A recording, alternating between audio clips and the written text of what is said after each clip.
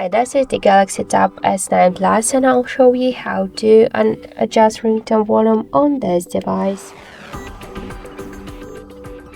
So open first the settings, tap to sounds and vibration and click to volume section. To change ringtone volume, we should slide to the left or to the right side these dots on ring volume panel. And also we can make it by another way, just by press up or down volume button, but first be sure that this volume button for media switcher is turned off.